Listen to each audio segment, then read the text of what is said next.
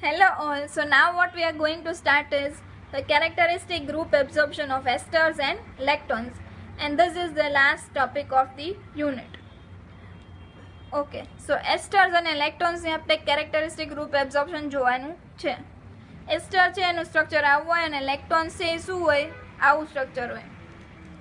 Okay, so that means two strong bands due to C double bond O and CO stretching is observed. એક આ C double bond O ના લીધે observe થશે અને બીજું છે અહીંયા CO ના લીધે ઓબ્ઝર્વ થશે.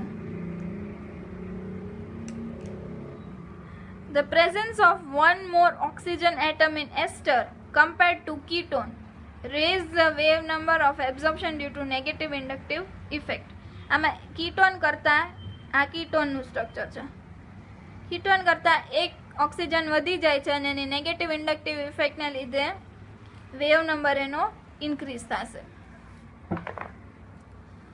The overlapping occurs between esters in which the carbonyl frequency is lowered, ketone in which the normal ketone frequency is raised. હવે ઓવરલેપિંગ થાય છે એસ્ટરનું અને એના લીધે છે કીટોનની ફ્રીક્વન્સી હોય છે શું થાય છે, નોર્મલ કીટોન કરતાં વધી જાય છે. When ester carbonyl frequency is reduce, એસ્ટરની જે કાર્બોનાઇલ ફ્રીક્વન્સી છે એ ઓછી થઈ જાય છે. 1375 માંથી 1735 માંથી 1725 સેન્ટીમીટર થઈ જાય છે. And ketone carbonyl frequency is increased, કીટોનની કાર્બોનાઇલ ફ્રીક્વન્સી છે એ ઇન્ક્રીઝ થાય છે 1715 થી 1725 સેન્ટીમીટર ઇનવર્સ છે. આ બહુ કાંઈ ઇમ્પોર્ટન્ટ નથી, તમારે યાદ રાખવાનું, બસ ખાલી એસ્ટરની ફ્રીક્વન્સી યાદ રાખવાની રહેશે. But ester can be distinguished from this overlapping region with ketone due to presence of CO stretching band between 1000 to 1300 centimeter inverse which is not observed for ketone. હવે તમારે કીટોન અને એસ્ટરને ડિસ્ટિંગ્વિશ કરવા હશે. એક frequency તો બેની almost same આવશે, આવી 1375 1275 એવી. તો તમારે ડિસ્ટિંગ્વિશ કરવું પડશે કે કીટોન છે કે એસ્ટર છે. તો એની માટે શું છે તો કે આમાં CO સ્ટ્રેચિંગ બેન્ડ મળશે. ક્યાં મળશે? 1000 to 1300 સેન્ટીમીટર ઇનવર્સ. એટલે નોર્મલ કીટોન કરતાં તમને એસ્ટરમાં ખબર પડી જશે કે આ કીટોન નથી અને એસ્ટર પ્રેઝન્ટ છે. શું કામ? કેમ કે આ એક સ્ટ્રેચિંગ ફ્રીક્વન્સી વધી જશે. Esters can be distinguished from carboxylic acid due to the absence of hydroxyl stretching and bending vibrations are absent in ester. હવે જે એસ્ટર છે એને આપણે કાર્બોક્સિલિક એસિડ જે તો ડિફરન્શિએટ કરવો હોય તો કેવી રીતના થશે? તો કે એમાં એસિડમાં હાઇડ્રોક્સિલ ગ્રુપની સ્ટ્રેચિંગ ફ્રીક્વન્સી હતી 3300 કે 3500 સેન્ટીમીટર ઇનવર્સ છે અને આમાં એ ફ્રીક્વન્સી નહીં હોય. દેટ મીન્સ આપણે એસ્ટરને ડિસ્ટિંગ્વિશ કરી શકશું કોના કમ્પેરિઝનમાં? Carboxylic acid. Now factors affecting the position of C double bond O stretching. Factors કયા કયા અફેક્ટ કરશે એ આપણે જોશું.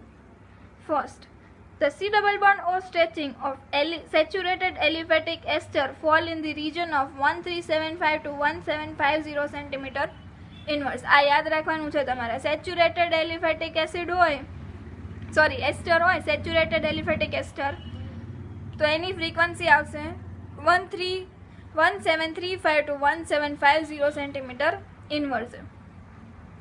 Formates, alpha beta unsaturated esters and benzoates absorb in the region of 1715 to 1730 centimeter inverse.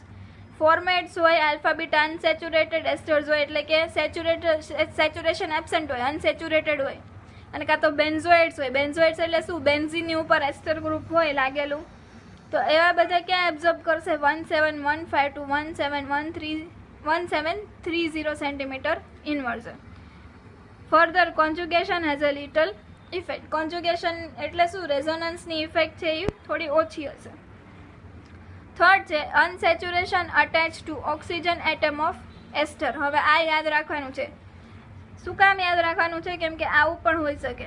RO C double bond O CH double bond CH2. આને એસ્ટર જ કહેવાય, આને પણ એસ્ટર જ કહેવાય. હવે જો ઓક્સિજન છે એ કોની સાથે અટેચડ હોય? અનસેચ્યુરેશન સાથે.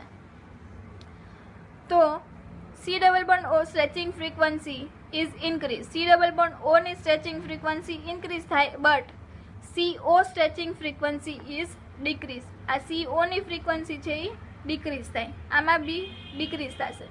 CO ની ફ્રીક્વન્સી ઘટે અને સી ડબલ બોન્ડ ઓ ની ફ્રીક્વન્સી ઇન્ક્રીઝ થાય. આ બધું પ્રેક્ટિકલી જોવાયેલું હોય. જો સી ડબલ બોન્ડ ઓ ની ફ્રીક્વન્સી આપણે સ્ટ્રેચિંગ ફ્રીક્વન્સી જોઈએ તો વધતી હશે. કેવી રીતના? કેમ કે જો અહીંયા કોન્જ્યુગેશન નથી, આ નોર્મલ છે, પછી અહીંયા કોન્જ્યુગેશન છે, પછી અહીંયા વધારે કોન્જ્યુગેશન છે, તો સી ડબલ બોન્ડ ઓ ની ફ્રીક્વન્સી હશે એ વધતી હશે. 1742 ઇથાઇલ એસિટેટમાં 1742 સેન્ટીમીટર ઇન્વર્સ છે, વિનાઇલ એસિટેટમાં 1776 સેન્ટીમીટર ઇન્વર્સ છે, અને ફિનાઇલ એસિટેટમાં 1770 સેન્ટીમીટર ઇન્વર્સ છે. Replacement of ethyl group by vinyl and phenyl increases the carbonyl stretching frequency but decreases the CO stretching frequency. એટલે અહીંયા જે ઇથાઇલ છે ને હું વિનાઇલથી સબસ્ટિટ્યુટ કરું કે ફિનાઇલથી સબસ્ટિટ્યુટ કરું તો CO સ્ટ્રેચિંગ ફ્રીક્વન્સી ઇન્ક્રીઝ થશે સી ડબલ બોન્ડ ઓ ની, અને સી સિંગલ બોન્ડ ઓ ની ફ્રીક્વન્સી ડિક્રીઝ થશે. Attachment of an electron withdrawing group to an alpha carbon raises the C double bond O stretching frequency. હવે suppose આ carbon સાથે હું કોઈ ઇલેક્ટ્રોન વિથડ્રોઈંગ ગ્રુપ અટેચ કરું તો આ સી ડબલ બોન્ડ ઓ ની ફ્રીક્વન્સી ઇન્ક્રીઝ થશે. સી જો આ છે એ વિથડ્રોઈંગ ગ્રુપ છે, ક્લોરીન છે એ વિથડ્રોઈંગ ગ્રુપ છે, એવા 3 ક્લોરીન લાગેલા છે, તો એની ફ્રીક્વન્સી કેટલી હશે? 1770 સેન્ટીમીટર ઇન્વર્સ. પછી છે beta keto ester. Due to enolization carbonyl frequency is decreased. હવે જો ઇનોલાઇઝેશન એટલે કીટો ઇનોલ ટોટામેરિઝમ થાય તો શું થાય? એનાથી કાર્બોનિલની ફ્રીક્વન્સી ડિક્રીઝ થાય છે. હવે કીટો ઇનોલ ટોટામેરિઝમ કેમ થતું હશે એ હું તમને બતાવું. આવી રીતે છે તમારું સ્ટ્રક્ચર બીટા કીટો એસ્ટરનું. બીટા કીટો એસ્ટર પહેલાં તો કેવી રીતના? તો કે આ કાર્બોનિલ કાર્બન છે એની બાજુના કાર્બનને કહેવાય આલ્ફા કાર્બન, એની બાજુના કાર્બનને કહેવાય બીટા કાર્બન. હવે બીટા ઉપર કાર્બોનિલ છે, કાર્બોનિલ એટલે કીટો થાય, એનું કીટોન જેવું કીટો, દેટ મીન્સ આ બીટા ઉપર કીટો છે એટલે બીટા કીટો, અને આ આખું એસ્ટર ગ્રુપ છે એટલે બીટા કીટો એસ્ટર. હવે આમાં એક હાઇડ્રોજન હશે, હું આમાં બેઝ એડ કરું તો હાઇડ્રોજન છે એ એબ્સેન્ટ થઈ જશે. આ બોન્ડ છે એના બોન્ડના ઇલેક્ટ્રોન્સ અહીંયા શિફ્ટ થશે. આ કાર્બોનિલમાંથી સી ડબલ બોન્ડ અહીંયા નેગેટિવ ચાર્જ આવશે, રાઈટ? અને આ સાઈડ ફેરવો તોય વાંધો નથી, આ સાઈડ કરાવો તોય વાંધો નથી, પણ આપણે આ સાઈડ કરાવીએ તો જો શું થાય છે. હાઇડ્રોજન બોન્ડિંગને લીધે આ સાઈડ કરાવીએ છીએ.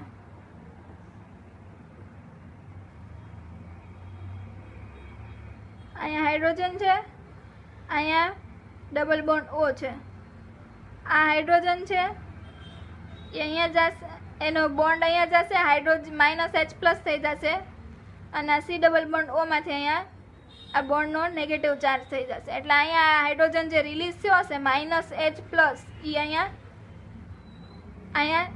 O નેગેટિવ સાથે જોડાઈ જશે. એટલે આવું કંઈક સ્ટ્રક્ચર બનશે. જો અહીંયા નેગેટિવ ચાર્જ સાથે હાઇડ્રોજન સિંગલ બોન્ડ, પછી અહીંયા જે આ બોન્ડ જે લોન પેર હતો અહીંયા આવી ગયો એટલે ડબલ બોન્ડ, પછી પાછો કાર્બોનિલ, અને પછી OCH2 CH3.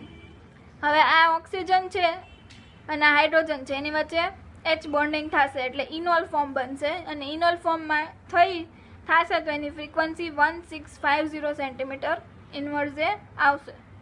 લોવર્સ the carbonyl stretching frequency. હવે લાસ્ટ છે લેક્ટોન્સ. સાયક્લિક એસ્ટર્સને લેક્ટોન્સ કહેવાય. લેક્ટોન્સ કોને કહેવાય?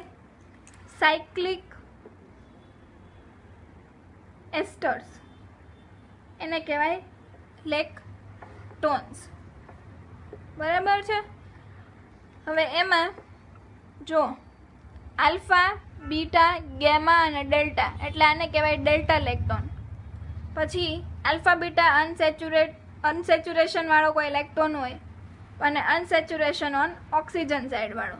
તો બધાની ફ્રીક્વન્સી જો ડેલ્ટા ઇલેક્ટ્રોન છે તો એની 1735 to 1750 સેન્ટીમીટર ઇનવર્સ છે. હવે આલ્ફા બીટા અનસેચ્યુરેટેડ છે, આલ્ફા બીટા અનસેચ્યુરેશન છે એટલે આમાં રેઝોનન્સ થતું હશે એટલે એની ફ્રીક્વન્સી ઓછી આવશે 1720 સેન્ટીમીટર ઇનવર્સ.